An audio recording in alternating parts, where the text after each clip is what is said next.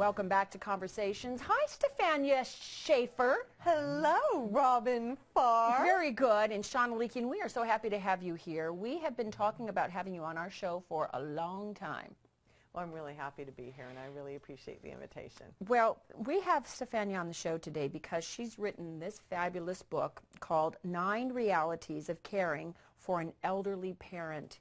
And I love the subtitle, A Love Story of a Different Kind. Yeah, and we have a lot of viewers at home that are going through the same type of scenario right now in their lives because the baby boomer generation is getting to that age now where they need to be looked after. And, you know, it's look, you show up, you know, in your birthday suit, someone takes care of you. Yeah. You leave this world in your birthday suit and diapers and someone's got to take care of you. That's the reality of it is. And, you know, you've written kind of a tell-all, you know, of your personal experience because for 5 years in your life you were taking care of somebody, right? Your mother. That's right. Tell us about that, Stefania. Oh, absolutely. Well, it was a job I didn't think was coming to me until I got the call to go home and visit.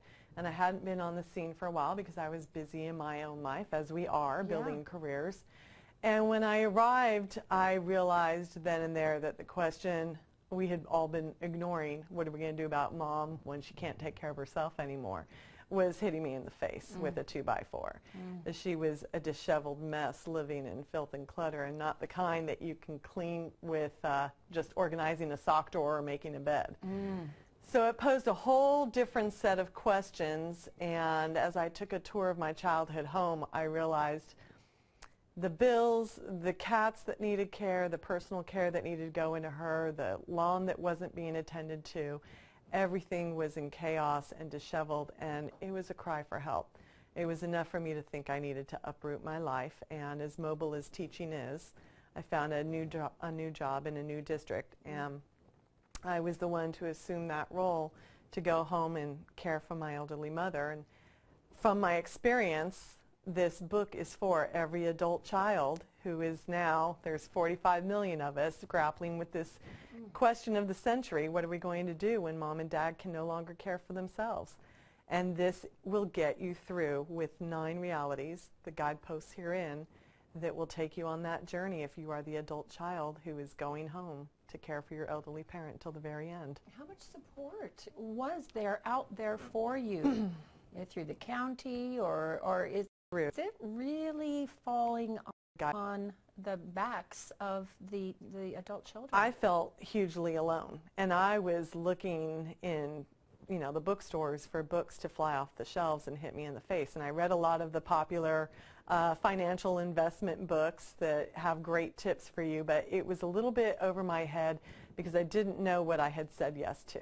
And I don't think anybody says yes to the job of firefighting or nursing or the Army without asking a few questions up front about what a typical day at work is like.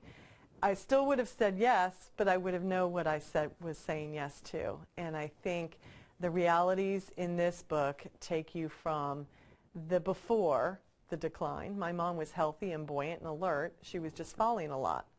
I was worried about that turning into a broken hip, and she could not be in the house alone. She could not do the chores anymore. She was 85 years old.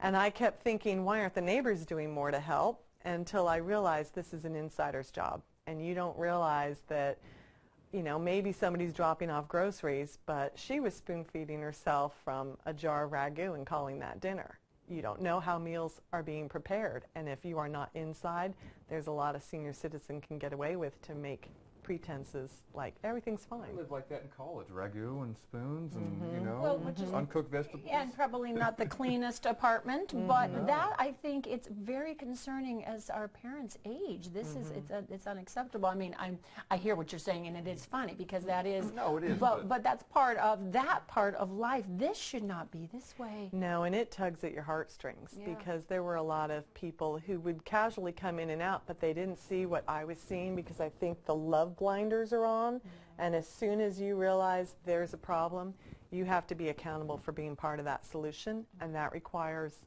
upheaving your life, your comfortable life, your currently busy life, your currently overextended life, to take on something that will be the hardest job you will know. And the truth of the matter is, look, nobody wants to be cared for by somebody else. We want to be independent. We want to be able to feel some pride and self-worth by being able to take care of ourselves and not be a burden on anybody else. Sean, you bring up a good point, because if you are looking at seniors and asking them, 98% will say, I want to remain in my own home. Sure. But AARP is projecting right now that by the time the baby boomers, as you say, who are 1946 to 1964, next 20, 25 years, we will outnumber the caregivers available. So it's going to have to fall to a family member. But the reality is our bodies give way, our minds give way. Because my mother said the same thing, and I'm sure you probably heard the same thing from your, parents and loved ones in your life. That look, I stay right here in my own home. Right. You don't put me in a care home. You don't do anything. Right. And my mother is very young still and is very active. But she says, when I do get to that age, hopefully I do someday, I want you to bring someone to care for me if you're not going to do it yourselves. That's right. But the reality of it is, and I want to get to the 9 realities that you talk about in your book, it's financially unaffordable sometimes.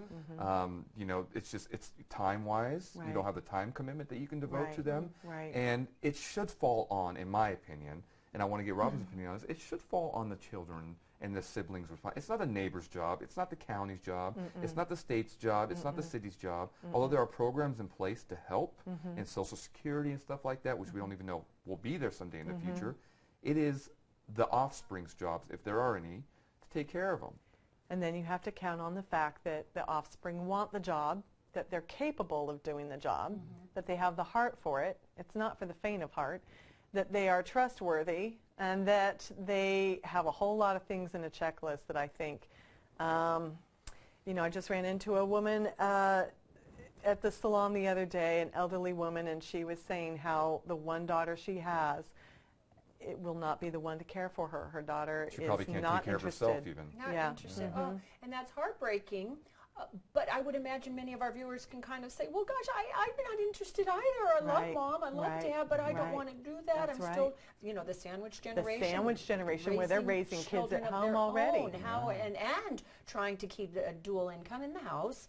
And then to rush over to, it is daunting. It is daunting. And it is hard. And it was the hardest job I've ever known.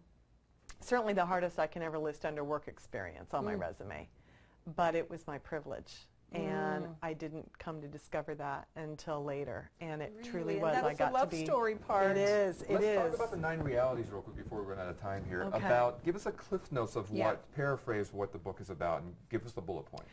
First reality is the house is a wreck inside and out. Being there. You have to be on the scene, inside the situation, to see what is going on. Most seniors, decades-old home. Not just the senior's health that you're managing, but who's going to declutter the house while preserving the childhood memories for the other siblings? And how do you distinguish between the two? Second one, paring down, the process for going through that.